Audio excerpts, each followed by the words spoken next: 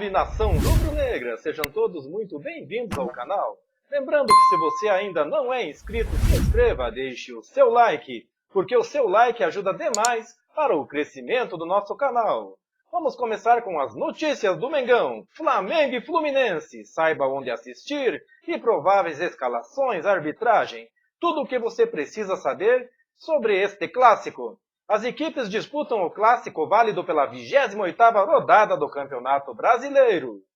E Flamengo e Fluminense se enfrentam nesta quarta-feira, dia 6, em clássico válido pela 28ª rodada do Campeonato Brasileiro. A bola rola para o Fla-Flu a partir das 21h30, no Maracanã.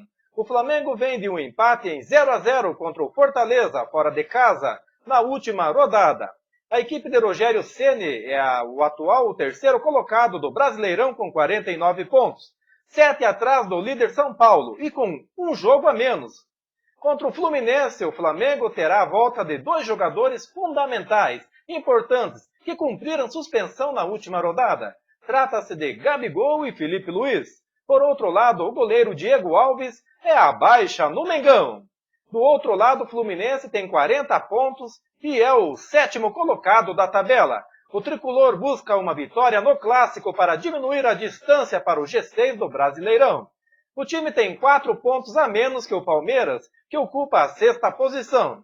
O Fluminense não contará com Nenê e Marcos Paulo na equipe titular, mas Lucas Claro e Hudson, que ficaram de fora contra o São Paulo, devem voltar ao time. Além disso, o clube confirmou a ausência do técnico Marcão, que não comandará a equipe.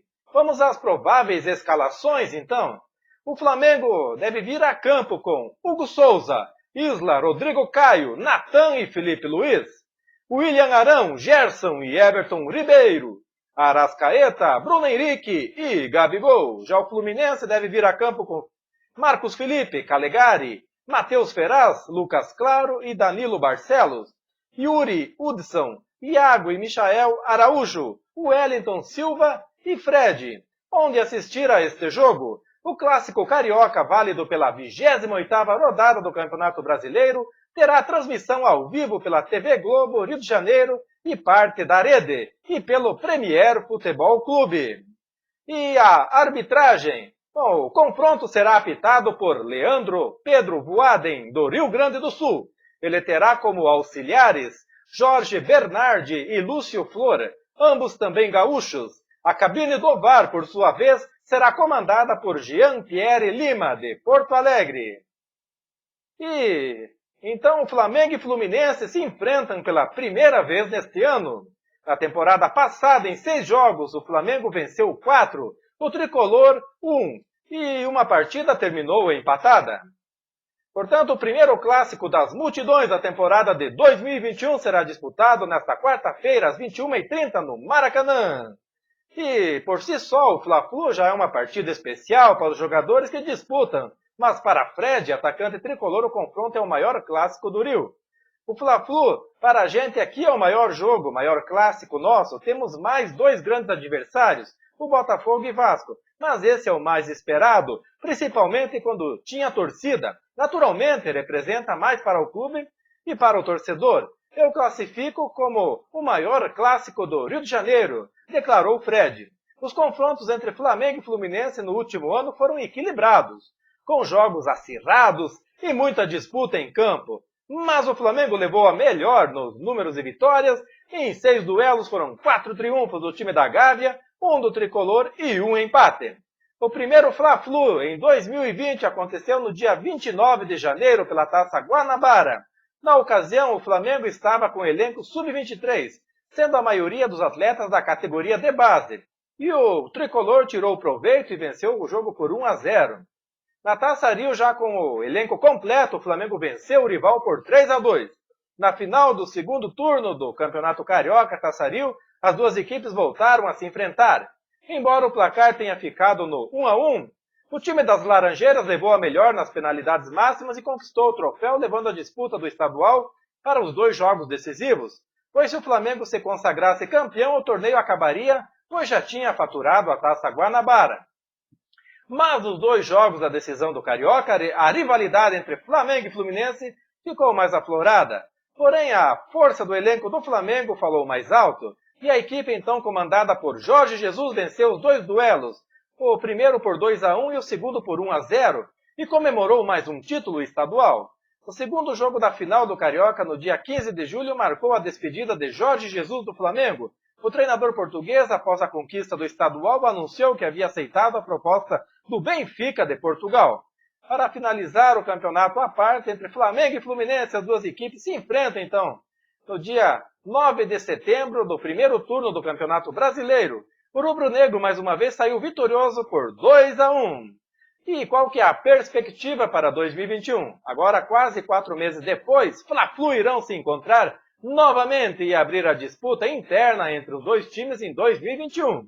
No Brasileirão, os dois times vivem sentimentos distintos. O rubro-negro, agora sob o comando de Rogério Ceni, está na terceira colocação com 49 pontos, a 7 do líder São Paulo. Uma vitória sobre o rival daria uma motivação à equipe da Gávea na caça ao tricolor paulista. Já o Fluminense, que não terá o técnico Marcão, então ele será comandado pelo auxiliar Ailton Ferraz, com 40 pontos e na 7ª colocação. Mas é isso aí. Vamos falar um pouco sobre o mercado da bola.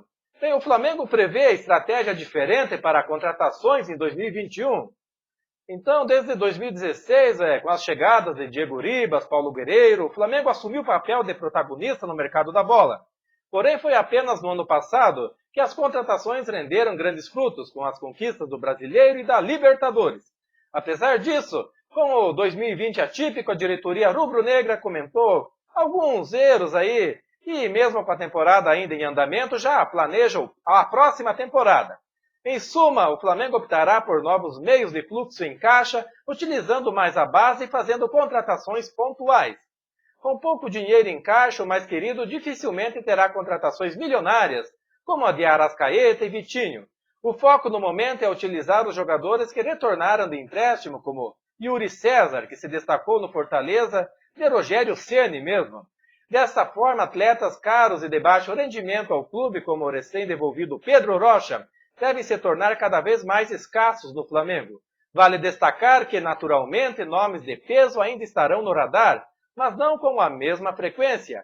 Além disso, o Flamengo, então, precisa continuar pagando parcelas das compras de Pedro e Gabigol, Léo Pereira e Michael. Os dois últimos, muito criticados pela torcida, ainda não renderam o esperado pela diretoria do Flamengo e podem se tornar um prejuízo a longo prazo. Porém, naturalmente, o cenário teria sido diferente caso esta pandemia não tivesse acontecido. Nela, o mais querido perdeu receitas enormes de sócios torcedores, pacotes de bilheteria e vendas de camisa também, devido a tudo isso que tem acontecido. Apesar do cenário pessimista para este fim de ano, o Flamengo arrisca sim seu orçamento, visto que a previsão de receita de 953 milhões. Desse total, 168 milhões são provenientes de transferência de jogadores. Em suma, o mais querido espera utilizar cada vez mais a sua base, como nos últimos anos, para render frutos ao departamento de futebol e ao financeiro. Porém, o Flamengo não descarta vender nenhum jogador considerado importante do elenco, visto que Gerson e Bruno Henrique já foram alvo de sondagens europeias. Mesmo com o planejamento adiantado, o foco do mais querido é 100% no Brasileirão, já que é a última competição da temporada aí, galera.